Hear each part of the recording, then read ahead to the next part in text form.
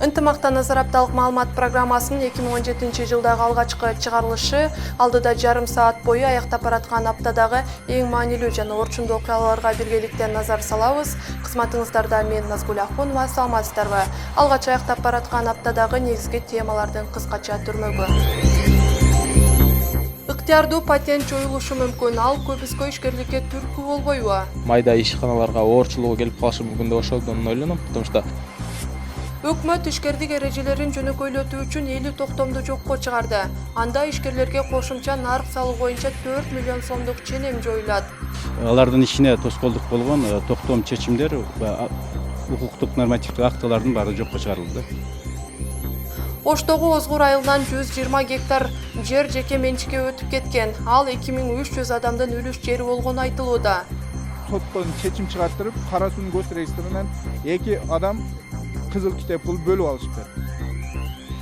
Ош шаарынын ар бир көчөсүнө тосмо орнотулат. Бул жол сызыктарынын өчүп кетүүсүнө байланыштуу. Краска деген биздин шаарга красканы аз болгону эле. Эмне үчүн? Анткени бизде техника аябай көп шаарда. Баткен шаардык кеңешинин депутаттарына мандат тапшырылды. 6-чакырылыштагы курамдын 70%-ын жаңы сымдар түзөт. Бул апта Кыргызстан үчүн маанилүү болду окшойт. Анткени Евразия экономикалык биримдигинин бажы кодексине кол коюлду. Санкт-Петербургдагы жогорку Евразиялык кеңештин жыйынында документти кабыл алаардан мурда президент Алмазбек Атамбаев айрым маселелер боюнча тактоону талап кылган. Алар такталып, биздин сунуштар эске алынган соң бажы кодексине мамлекет башчы кол койгону жарыяланды. Маалыматка караганда ал 20га чукул документтерди өзүнө камтыйт. ЕЭПтин бажы кодекси уюмдун алкагында бирдиктүү бажы саясатына өтүүнүн негиздерин шарттайт. Документ 3 жыл ичинде иштелип бүткөн, ал 2017 жылдын 1-июлунан тарта ишке кирери болжолдонууда. Ыктыярдуу патент жоюлушу мүмкүн, ал салык кодексине сунушталып жаткан өзгөртүүлөргө ылайык ишке ашат. Долбоор жарыялангандан кийин ишкердик чөйрөнүн өкүлдөрү айрым өзгөртүүлөр боюнча нааразычылык билдирип чыкты. Бул сунушка акыйкатчы Кубат Отурбаев каршылыгын билдирип, миңдеген жеке ишкерлерге каттуу сокку болорун эскертти. Ошондуктан акыйкатчы өкмөттү мыйзам долбоору боюнча коомчулукта кеңири талкуу өткөрүүгө чакырды. Талдоочулар болсо патенттин жоюлушунан чочулап турушат. Анткени мурдагы системадан баш тартуу аркылуу көмүскө ишкерлик кылгандардын саны өсүп кетиши ыктымал. Ишкерликке бут тосот деп бааланып жаткан мыйзам долбоор тууралуу Нуржамал Баргыбаева кеп кылат. Салык кодексиндеги беренелердин 60%-нан ашыгына толуктоо жана өзгөртүү каралууда. Сунушталып жаткан өзгөрүүлөрдө ыктыярдуу патентти жоюу маселеси да бар. Мындан улам патент берилбей турган салык төгүүчүлөрдүн тизмеси аныкталды. Салык кодексинин долбоорунун 407 беренесинин 4-бөлүгүнө ылайык ыктыярдуу патент төмөнкү категориядагыларга берилбейт. НДС боюнча салык төгүүчү физикалык тараптар акыркы 12 айда киреше көлөмү НДС боюнча каттоо босогосунун көлөмүнөн 50% ашкандар. Уюмдар, экспорт, импорт менен алектенген физикалык тараптар, бирден ашык кызматкерди жумушка тартуу менен ишмердүүлүк жүргүзгөн физикалык тараптар. Долбоор жарыялангандан кийин ишкердик чөйрөнүн өкүлдөрү айрым өзгөртүүлөр боюнча нааразычылык билдирип чыкты. Анткени көпчүлүккө ыктыярдуу патент менен иштөө ыңгайлуу. А эгер ал жоюла турган болсо, салык төлөө татаалдашып, ишкерлерди түйшүккө салып коет. ошо налогтун тапшыруу жолдору татаалдашып калса, мындай чакан майда ишканаларга оорчулугу келип калышы мүмкүн деп ошодон ойлоном, потому что беркинде учет менен жүргүзгөндө мага отдельно да штат ачып бухгалтер алыш керек, башка расходдор кетет кошумча. Азыр патент бул эң жөнөкөй формасы болуп атпайбы? Учурда жеке ишкерлердин 90% ыктыярдуу патент менен иштейт. Ошондуктан патентти жоюу маселеси коомчулуктун талкуусун жаратты. Алсак акыйкатчы Кубат Отурбаев да каршы оюн билдирип, миңдеген жеке ишкерлерге катуу сокку болорун эскертти. Буга байланыштуу акыйкатчы мыйзам долбоору боюнча коомчулукта кенен талкуу өткөрүүгө өкмөттү чакырат. Экономикалык каачылык маалында ыктыярдуу патент системасынан баш тартуу жеке ишкерлерге сокку болот. Көпчүлүк легалсыз бизнеске өтүп кетип, көмүскө экономикасынын көлөмү өсүү ыктымалдыгы күчөйт. Экономикалык серепчи Мирлан Убайдуллаев ыктыярдуу патентти жокко чыгаруу азырынча мамлекет үчүн эрте деген пикирде. Анткени бул өзгөрүү талаш тартышка жем таштап, көмүскөдө бизнес кылгандар арбайт. Себеби алар конкреттүү бир ставка боюнча салык төлөй баштайт да. Ал ставка жогору болуп калышы мүмкүн. эгерде төмөндөтө турган болсо ал бюджетке келип түшүүчү акча каражатын азайтышы мүмкүн. Талдоочулар бул багытта мамлекет тарабынан конкреттүү механизмдер иштелип чыгышы керектигин айтышууда. Учурда өзгөртүү долбоору ар бир облустагы ишкерлердин добушуна коюлду. Белгилей кетсек, акыркы жолу 2014-жылдын 11-декабрында Жогорку кеңеш тарабынан салык кодексине өзгөртүү толуктоолор кирген. Нуржамал Баргыбаева, Кымбатбек Абдисамат уулу, Ынтымак. Ал ортодо өкмөт ишкерликти өнүктүрүү үчүн айрым токтомдор жокко чыкканын да маалымдады. Тагыраак айтканда, ишкердик жүргүзүү эрежелеринин жөнөкөйлөтүү максатында жалпы 50 токтом жана айрым токтомдордун 12 өзүнчө бөлүгү жоюлган. Анын алкагында ишкерлерге кошумча нарк салыгы боюнча 4 миллион ченем жокко чыгат. Мындан ары ишкерлер айлануудагы каражаттардын 8 миллион сомго чейин жеткирсе болот. Экономикалык серепчилер өкмөттүн бул кадамы мыйзамды буйтап өткөндөрдүн жолун буйт деп баа беришүүдө. Ишкерликти өнүктүрүү максатын көздөгөн жеңилдиктер тууралуу алдыдагы материалда сөз болот. 1991-2014 жылдар аралыгында бекитилген токтомдор ошол жылдарга туура келип, мамлекеттик мааниге ылайыкташтырылган болчу. Алардын 50-сүн жоюу боюнча өкмөт башчы кол коюп, бүгүнкү күндө ал токтомдор жокко чыгарылды. Анын басымдуусу жеке ишкерлик эрежелерин жөнөкөйлөтүүгө багытталган. Кыргыз Республикасынын мамлекеттик салыктык каттоону киргизүү жөнүндө токтому. Экономикалык ишкердиктин эркиндигин чектөөчү жаңы нормативдик укуктук актыларды чыгарууга мораторий коюу жөнүндө токтому. Кошумча наркка салыктын каттоо чеги жөнүндө токтому. Чакан ишкердик субъектилерине салык салуунун жөнөкөйлөтүлгөн системасы жөнүндө нускаманы бекитүү жөнүндө токтомдор. Булардын ичинен ишкерлерге маанилүүсү деп адистер кошумча нарк салыгы боюнча 4 миллион сомдук ченемдин жоюлганын айтышууда. Анткени буга чейин ишкерлер аталган суммадан ашса, мамлекетке кошумча салык төлөп турушкан. Эми айланган акчаларды 8 миллион сомго көбөйткөнгө мүмкүн. Бардык багы жеке ишкерлерге жана багы алардын ишине тоскоолдук болгон токтом чечимдер укуктук нормативдик актылардын баары жокко чыгарылды. Ишкер Хамидулло Юлдашев кошумча нарк салыгын эске алып, кичи бизнесин өркүндөткөн дагы эмес. Бирок салыктарга жеңилдик түзүлгөнү ал үчүн жакшы кабар болду. Буга чейин эмеректердин 20 түрүн сатыкка чыгарып келсе, эми мындан да көбөйтүүгө шарт түзүлдү. Мындан сырткары соцфондко төлөп жатабыз. Ага 700 сомдон кетет. Ушу ошентип иштеп жатабыз. Кошумча нарк салыгына ченемдин узартылганын экономикалык серепчилер дагы колдоп жатышат. Эрлан Камаловдун баамында бул катам аркылуу ишкерлер ачык иштей баштайт. Бул болсо мамлекеттик бюджетке чоң пайда алып келери күтүлүүдө. Айланма каражаттарынын өлчөмүн мындай толук коркпой көрсөткөнгө алып келет да. Бул деген ошол биринчиден мыйзамды сыйлоого, анан ошо мыйзамдын чегинде аны мыйзамды буйта өтүп кетпей же аттап өтүп кетпей, анан ошол мыйзамдык ченемдерди аткарууга түртөт да. Соңку жылдары Дүйнөлүк банктын бизнести жүргүзүү рейтингинде Кыргызстан акыркы орунда келе жаткан. Эми салык тармагына киргизилген өзгөртүүлөрдөн кийин абал жакшырышы күтүлөт дешет талдоочулар. Белгилей кетсек, 50 токтомду жокко чыгаруу чечими регулятивдик реформанын алкагында кабыл алынды. Нуржамал Баргыбаева, Кымбатбек Абдисамат уулу, Ынтымак. Ош шаарынын Озгур айылынан 120 гектар жер жеке менчикке өтүп кеткен. Аны айыл тургундары мыйзамсыз деп Кара Суу райондук прокуратурасынын чыгарган чечимине макул болбой турушат. Айтымдарында алар буга чейин ал жерге дан эгиндерин эгишип тиричилик кылышчу. Андан сырткары жер салыгы, соцфонд төлөмдөрүн убагында төлөп келишкен. Эми болсо жерди менчиктештирип алган ишкер үй куруу үчүн сатып жатканын айтып даттанышат.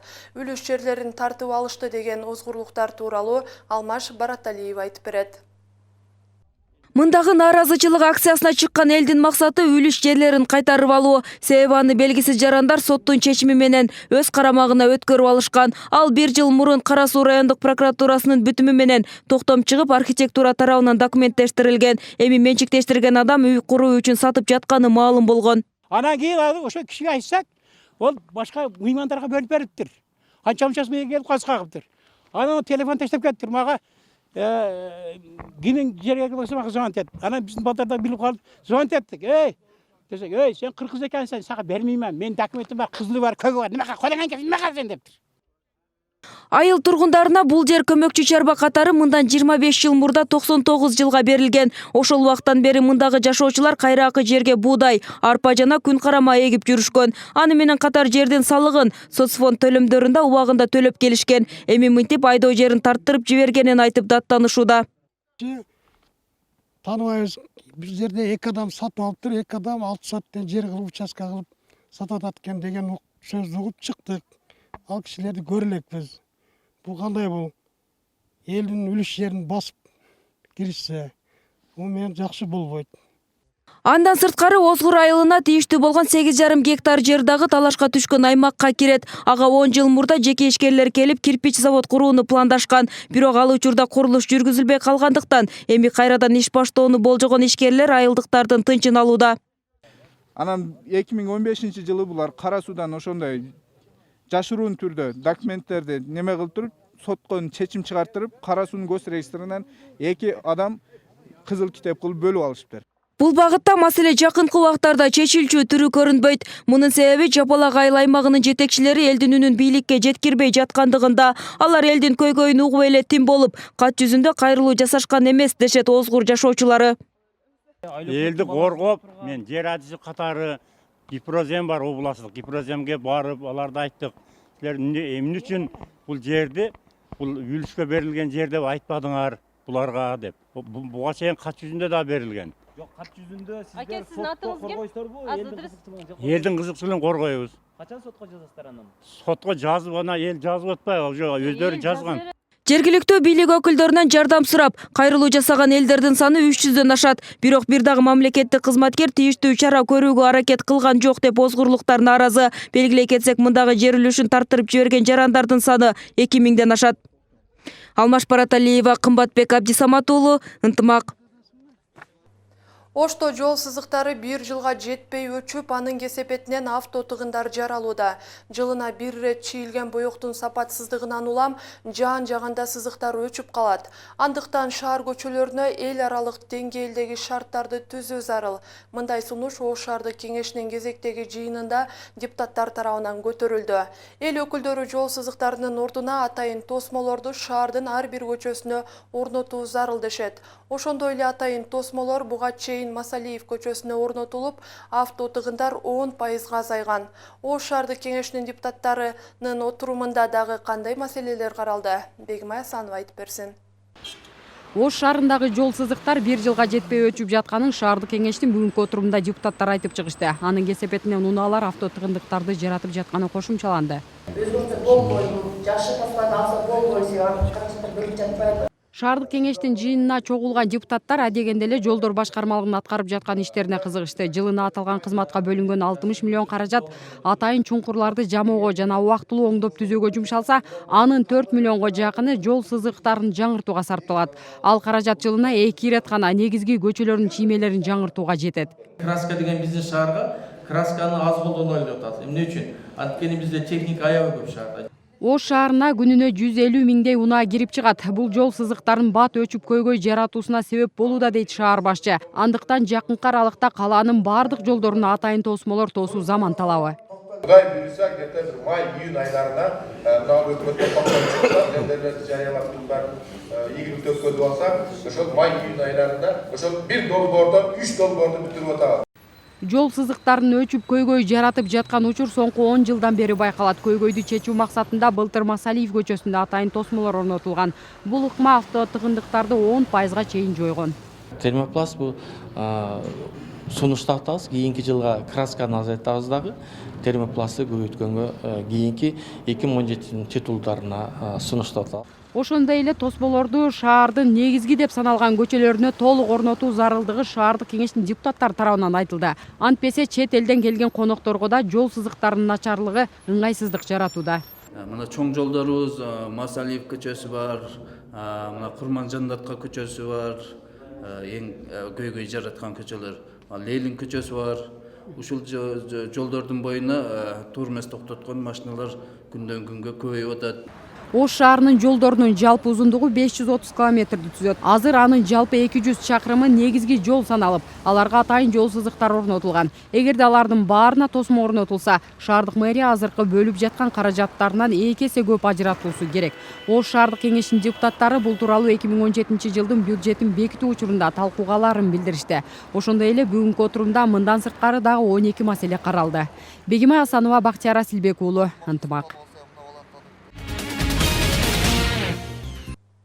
Өтүп бараткан аптада Баткен шаардык кеңешинин депутаттарына мандат тапшырылды. 11 декабрда шайланган эл өкүлдөрүнүн 70%-ын жаңы ысымдар түзөт. Берилген 31 мандаттын 7-ünü аялдар ээ болду. Баткен шаардык кеңешинин 6-чакырылышындагы депутаттардын басымдуусун жаштар түздү. Эң жаш депутат 21 жашта. Аларга мандат тапшыруу менен биргеле төрага шайлоодо ушул күнү өттү. Баткен шаардык кеңешине шайланган депутаттар кимдер? Алардын алдыдагы программалары кандай? Феруза Аскарбек кызы баяндайт. Баткен шаардык кеңешинин 6-чакырылышындагы депутаттарына мандат тапшырылды. Бул ирет эл өкүлдөрүнүн басымдуусун жаштар түздү. Алардын катарын 21 жаштагы Бегимай Олжобаева толуктайт. Ал 2 кесиптин ээси, буга чейин жаштар уюмунда иштеп жүргөн. Депутат болуудан максат жаштар саясатын өнүктүрүү дейт ал. Буга уумундагы бар, орто мундагы, жаш мундагы адамдар бар. Ошолордун баарын алардын тажрыйбасын, буга чейинки опыттарын пайдаланып, биздин идеяларды коштуруп, анан Баткенибизди ар тараптан өнүктүрөбүз деген ойдобуз. Берилген 31 мандаттын 7-ünü аялдар ээ болду.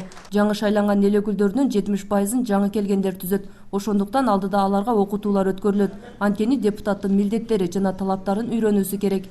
Өмүрүндө биринчи жолу депутат болгон жаштарыбыз бар, адамдарыбыз бар, инсандарыбыз бар. Аларга албетте биз жергиликтүү кеңештин депутатынын статусу жөнүндө мыйзам бар. Ошол мыйзамдын маанисин, маңызын буларга жеткирип. Экинчи кезекте жергиликтүү өз алдынча башкаруу жөнүндө мыйзам бар. Мунун дагы ар бир ошол кабыл алынган именно ошо депутаттарга как жетекчиликке алып иштей турган мыйзамдарды биз буларга жеткиргенге аракет кылабыз. Жаңы чакырылыштагы шаардык кеңеш ушул эле күнү Баткен ынтымак аталышындагы коалиция түзүштү. Ага КСБК жана Республика ата журт фракциялары кирди. Азчылык коалициясында Жаңы Доор жана Өнүгүү Кыргызстан партиялары калды. Эки коалиция өздөрүнүн төрагалыкка талапкерлерин сунушташты. Көпчүлүк коалиция сунуштаган КСБКнын депутаты Эркин Рахматов 14 добуш алса, Жаңы Доор партиясынын депутаты болуп шайланган Алмазбек Ташбеков 17 добуш менен төрагалык орунга отурду. Төраганын айтымында шаардык кеңештин биринчи максаты шаардык бюджетти көтөрүү. Негизинен шаардык кеңештин максаты биздин ар бир эле партия ар кайсы одларды берип келип атпайбы. Ошол биздин максат ошол бардык фракциялар менен биргеликте шаардык кеңеш шаардын бюджетин көтөрүү. Төрага алдыда автоунаалардан түшкөн салыктарды көтөрүү жана муниципалдык менчиктеги иштетилбей жаткан жерлерди иштетүү менен кошумча булактарды таап, шаардын бюджетин көтөрүү керектигин айтты. Алдыда коюлган платформаны жандантуу үчүн шаардык бюджеттин көлөмүн көтөрүү милдеттери бар. Феруза Аскарбек кызы, Жыргал Абдижалил уулу, Ынтымак. Биринчи сессиясы жооп беришти. Жалал Абад облусу энелердин өлүмү боюнча өлкөдө биринчи орунда турат. Кыргызстан боюнча жыл башынан бери 20-нын тегерегиндеги аял төрөттөн көз жумса, анын 7-өсү облуска таандык.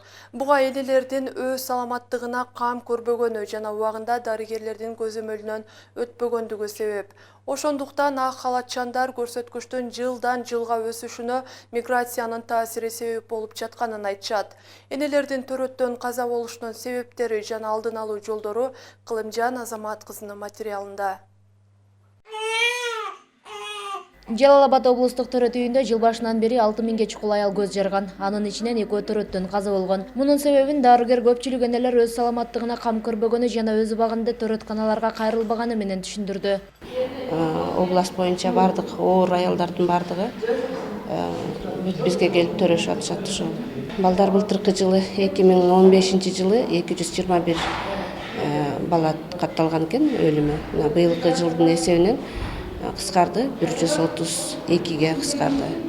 Жалал Абад облусу боюнча 7 эне төрөттөн көз жумган. Алардын 3-өө башка аймактарда болгон. Тактап айтканда Токтогулдук келин Бишкектен, бирөө Ошто, ал эми Чаткалдан дагы бир эне башка облустун ооруканасынан каза тапкан. Бүгүнкү күндө облус аймагындагы төрөт үйлөрүндө заманбап техникалык жабдуулар толук жетиштүү эмес дейт областык медициналык маалымат борборунун директору Гүлбайра Чоодуева. Бул да көрсөткүчтүн өсүүсүнүн бир себеби. Былтыркы жылга салыштырганда 2015 жылы бизде 14 эненин өлүмү катталган болсо, Ал эми быйылкы жылы 7 эненин өлүмү катталып, мындайча айтканда быйылкы жылга салыштырмалуу биз 60%га биздин энелердин өлүмү кыскарды.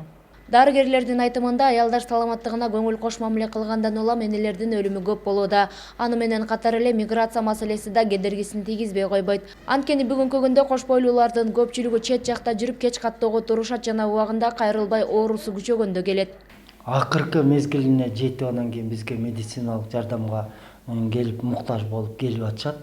Аларды биздин мүмкүнчүлүгүбүздүн барынча бардык нерсени жасап атабыз.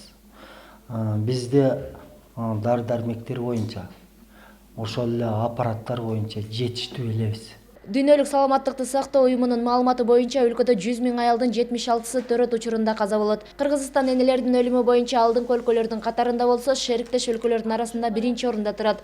Жогорку көрсөткүч Жалал Абад жана Ош облустарында, андан кийин Чүй облусу менен Бишкек шаары турат. Белгилей кетсек, былтыр Жалал Абад облусунда 15 эне төрөт учурунда көз жумган. Кылымжан Азамат кызы Шайыр Зайырбек уулу, Ынтымак, Жалал Абад облусу. Чыгарылышыбызды эл аралык жаңылыктар менен улантабыз. 25 декабрь күнү таңга жуук Сирияны көздөй жөнөгөн Орусиянын Ту-154 учагы кыйроого учурады. Кырсыктан бортто бараткан 92 жүргүнчүнүн баары мерт болушкан. Каза болгондордун арасында аскерлер, аскердик ансамблдин артисттери жана жергиликтүү телеканалдардын журналисттери болгон. Бийлик тарап бул кырсыкты теракт деп айтуудан алыс экенин айтып, иликтөө иштерин тийиштүү тараптарга тапшырган. Окуядан бир нече күн өткөн соң кыйраган учактын кара кутуусу табылып экспертизага жиберилген. Бул арада адистер кырсыктан келип чыгуусуна учкучтун кетирген катасы же болбосо техникалык мүчүлүштүктөр себеп болгонун айтып божомолдошууда. Орусиянын коргоо министрлигине таандык Ту-154 учагы кырсыктаган Кара деңиздин аймагында издөө иштери уланууда. Ага 3,5 миң киши жана 45 кеме тартылган. Каза болгондордун денелерин Москвага жакындары таануу үчүн жиберишти. Учурда учактын негизги кара кутусу табылганы маалым болду. Адистер лайнердин бул бөлүгү кырсыктын себептерине жооп берет деген ишенимде. Делать какие-то выводы преждевременно, рассматривается, конечно же. Кандайдыр бир чечим чыгарууга азырынча эрте. Табылган негизги кара куту изилдөөдөн өткөрүлгөндөн кийин гана жыйынтык анык болот. Ага катар кырсыктаган учактын башка бөлүктөрүн да табабыз деген ишенимдемин. Бул үчүн бардык күч аракеттер жумшалууда. Азыркы тапта адистер учактын кыйрашына учкучтун кетирген катасы же болбосо башка техникалык мүчүлүштүктөр себеп болгон деп болжолдошууда. Мында эч кандай теракт версиясы деп айтууга болбойт дешти. Ал арада учактын экинчи кара жашыгы да табылганы маалымдалды. Эскерте кетсек, 25 декабрь күнү Сирияга бараткан учак кыйроого учурап, андагы 92 жүргүнчүнүн баары каза болгон. Андагы ансамбль артисттери Сириядагы аскерлерди жаңы жылы менен куттуктоого баратышкан болчу. Дүйнөлүк саламаттыкты сактоо уюму 2016 жылы бир топ ачылыштарды жасады. Алардын катарында ара төрөлгөн балдардын оорусу жана Альцгеймер менен жабыркагандарга арналган аппараттар бар. Ошондой эле Зика вирусунун адамга тийгизген таасирлерин аныкташты. Аталган оорулардын баары адамдардан нерв ооруларын күчөтүп, унутчаактыкка жана акыл эстин өспөй калуусуна алып келет. Кененирээк кезектеги материал. Зика вирусу 2016 жылы эл аралык саламаттыкты сактоо уюмунун негизги көйгөйүнө айланды. Эпидемия Бразилиядан башталып, жаңы төрөлгөн ымыркайларда микроцефалия оорусу байкалган. Зика аркылуу микроцефалия менен төрөлгөн балдардын баш сөөгү менен мээси кичине болуп, өсүү нормасы кечеңдейт. Ал эми чоң адамдарда нерв ооруларын күчөтөт. Вируска каршы вакцина азырынча жок. Оорунун жайылуусуна Бразилиядагы Олимпиада оюндары да чоң өбөлгө түздү. Ал арада көптөгөн спортчулар Олимпиадага катышуудан да баш тартышкан. Эл аралык саламаттыкты сактоо уюму Зика жайылган өлкөлөрдүн саны көбөйүп жатканын айтып тынчсызданышууда. Азыркы күндө эпидемия 67 мамлекетте катталды. Басымдуу бөлүгү Латын Америка өлкөлөрүн түзөт. Дүйнөлүк саламаттыкты сактоо уюму 2016 жылы жаңы ачылыштар болгонун кабарлашат. Алар Зика вирусунан сырткары ара төрөлгөн наристелер каттуу ооруну сезерин байкашкан. Адистер буга чейин айына жетпей төрөлгөн балдар оору сезүү үчүн кичине деп ойлошчу, бирок бул ачылыш баарын таң калтырды. Эми адистер бул көйгөйдүн алдын алуу үчүн ара төрүлгөн наристелерге ооруну басаңдатуучу дары каражаттарын иштеп чыгууну жолун издешүүдө. Андан сырткары окумуштуулар Альцгеймер менен жабыркаган адамдар үчүн да жаңы аппараттарды иштеп чыгышты.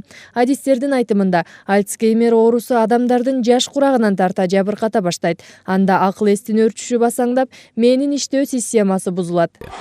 20-21 жаштан тарта оорунун белгилери байкала баштайт. Жаңы аппараттан текшерүүдөн өтүү үчүн 6 ай аралыгында 2,5 миллион киши катталган. Ал аппарат кадимки оюн сыяктуу адамдын акыл эсинин деңгээлин аныктайт. Бүгүнкү күндө Альцгеймер оорусуна да вакцина жок. Ошондуктан дарыгерлер оорунун баштапкы этаптарынан аныктоого ашыгышат. Ынтымактын кабарчылары аяктап бараткан аптадагы эң маанилүү жана орчундуу окуяларды кеңири айтып жеткиришти. Ушуну менен Назар Апталык маалымат программасы бул жолку чыгарылышын жыйынтыктайт. Кийинки ишембиде жалаң гана жакшы жаңылыктар менен жолугушалы.